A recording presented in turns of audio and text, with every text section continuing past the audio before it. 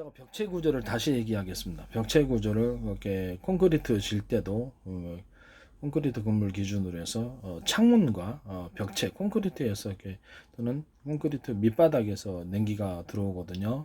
이 부분은 상대적으로 좀 괜찮은 게 이 부분에다가 왜냐면 콘크리트 2중, 3중 있었을 때 이렇게 아파트 같은 데 층이 많잖아요. 그러면 그게 콘크리트 들을 통해서 찬 공기가 차가운 기온이 들어온다 할지라도 제한적이거든요.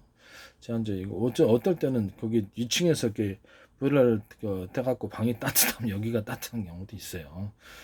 예, 그런 경우도 있어요. 그러다 보니까 결국에는 그 냉기를 막을 수 있는 게 창문, 그래서 2중창이나 3중창 이런 것을 하고 유리창으로 하면 2중창 정도만 하면 될 것 같고 하나의 어떤 그 창틀에 그런 식으로 하고 나중에 이렇게 베란다 같은 경우는 내가 이렇게 전체 이렇게 통유리를 해가지고 다시 하나 베란다 이렇게 바로 그 베란다 같은데 거기다 통유리를 하나 더 해놓자.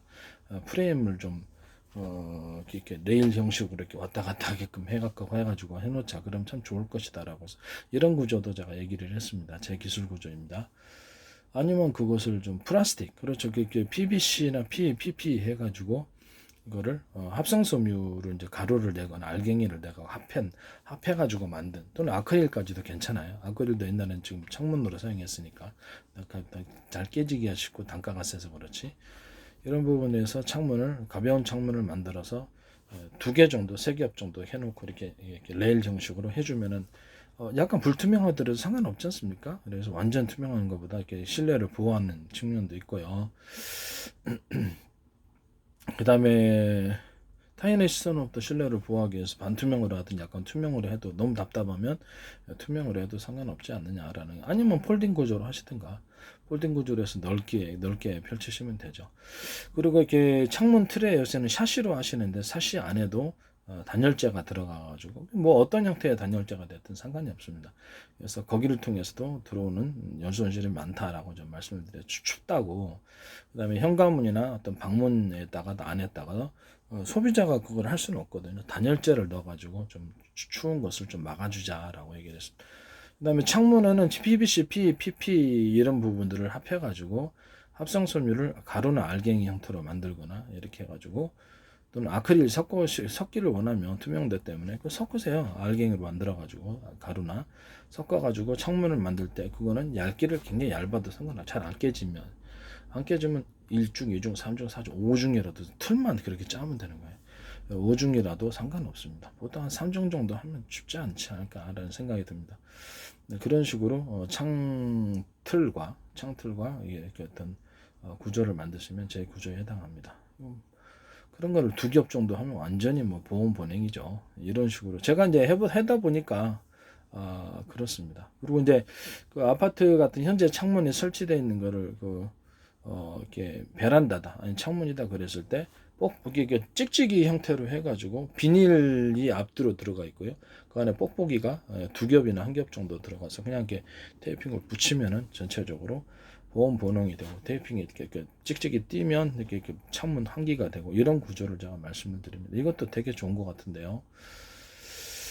아니면 텐트 안에 놀러 갔다가도 인위적으로 이렇게 좀 텐트 안이나 차 안에 그거 갖다가 띄었다 붙였다 하면은 그런 사이즈가 나오면 차 안에서도 차박하는데도 도움이 되고 텐트 안에다 그냥 찍찍이 딱 붙여갖고 이게 띄었다 붙였다 해가지고 접어놨다 이렇게 하고 그런 것도 괜찮지 않겠는가라는 생각을 하게 됩니다.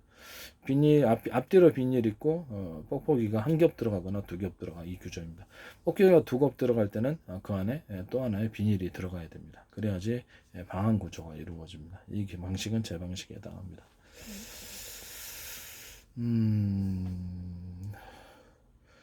그 다음에 벽체의 부분이라 벽체를 통해서 뭐 차가운 공기가 그렇게 전달되지는 않아요. 전달되지는 않는데 벽체 부분에 대해서 좀 소음이나 이런 부분들이 좀 있어요. 그래서 이 벽체 부분을 제 생각에는 고밀도 탄력폼, 그 다음에 쿠션, 고밀도 파츠 이런 식으로 샌드위치 구조를 만들어 갖고 벽체 안에 넣어주면 소음도 방지가 되고 그것이 이제 고밀도 탄력폼이 아니겠죠. 실제 공사 현장에서는 그렇게 구조를 만들어 고밀도 탄력폼처럼 딱딱하면서도 부드러운 충격을 흡수해 줄 수 있는 구조 발포 매트가 돼도 상관없어요.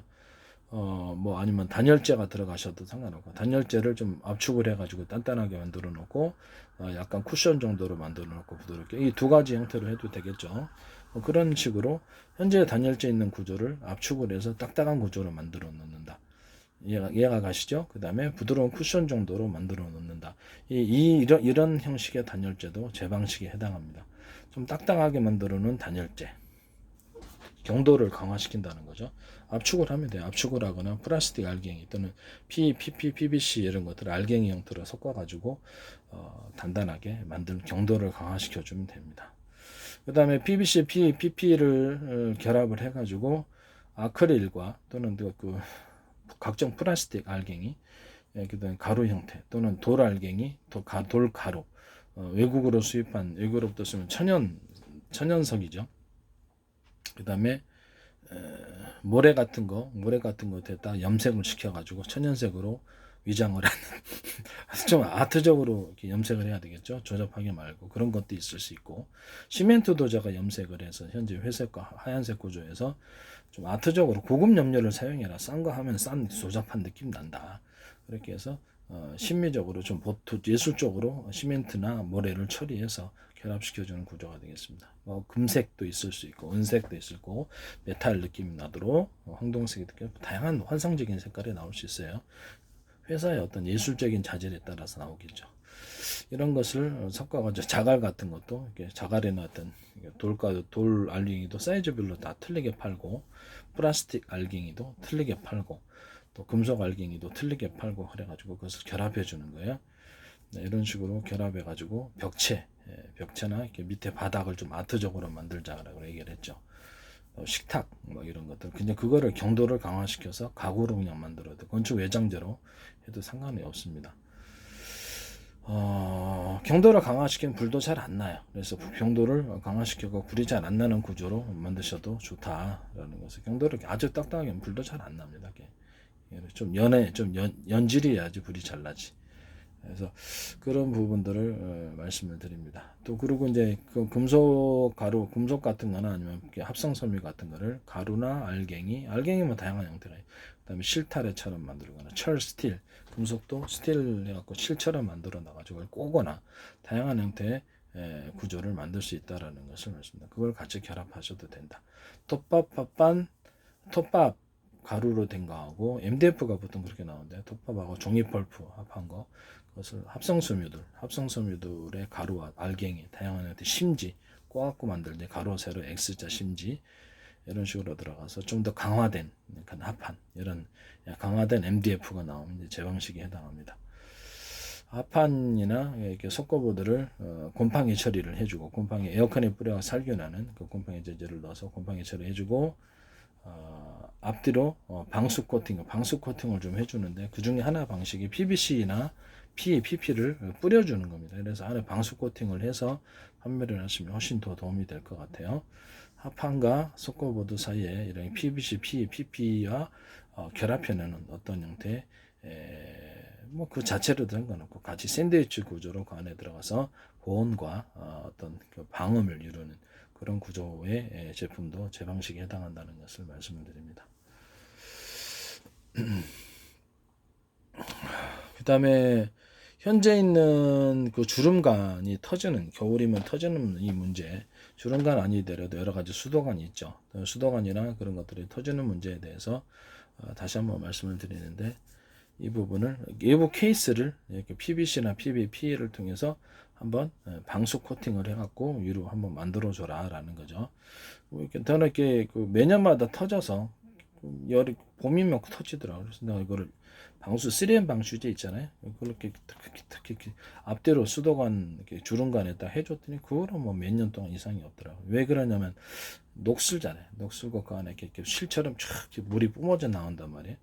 그것이 이게 차가운 냉기하고 온기가 반복돼서 했을 때 이게 수축되었던 연에다 터지는 거구나 라고 생각을 하고, 그걸 다 칠해놓고 안에다가 이렇게 그 화장실 안에 원래 뭐 안 들어가는 건데 화장실 안에다가 주름관으로 깔아달라 공사할 때 이렇게, 그때는 전혀 문제가 없어요. 이렇게 그때도 제가 방수제를 몇 겹을 뿌렸습니다. 그런 식으로 이렇게 주름간에 딱 코팅을 만들어 가지고 방수 코팅을 만들어서 판매하는 구조도 제 구조에 해당한다. 보일러 엑셀관에도 이런 식으로 방수 코팅을 하면 훨씬 도움이 될까. 이런 식으로 방수 코팅을 해서 판매하는 경우, 소방 호스의 앞뒤로 방수 코팅을 해가지고 판매하시는 경우, 이런 건 제 기술 구조에 해당한다는 것을 말씀을 드립니다. 이렇게 방수 코팅을 해가지고 판매를 하시면 보험 보냉, 그러니까 둘 다 되는 거죠. 외부의 이렇게 날씨보다도 영향을 받지 않고 문제가 터지지 않을 것이라, 문제가 좀 별로 발생하지 않는다고 저는 생각하고 있습니다. 이 부분은 제 기술 구조에 해당합니다. 그리고 이제 거기 저게 뭐죠? 여기 주름간 중에서도 그 플라스틱 종류로 이렇게 체결을 하는 부분 있죠. 이 부분은 볼트처럼 해가지고 딱 당기도록, 뭐냐면 볼트, 일반 볼트가 잘 풀러지는 이유가 이게 나사선이 그냥 똑같아서 그러거든요. 끝에 마무리되는 딱 잠그는 부분에는 나사선을 약간 사선으로 올려서 잠궈라. 그러면 잘 안 풀러진다 그러죠. 그거를 좀 길이를 늘려 갖고 많이 잠그면 되죠. 예. 서서히 나사선으로 서서히 올라가도록 해주면 사선으로 올라갈 때도 잘 체결해야 됩니다. 이제 그 방식도 이제 제 방식에 해당한다는 것을 말씀. 볼트에 이어서 체결되는 플라스틱으로 이렇게 돌려갖고 체결하는 부분은 전부 다 이제 그런 식으로 들어갈 수도 있다라는 것을 말씀을 드립니다. 그 부분은 이제 제 기술 구조에 해당합니다.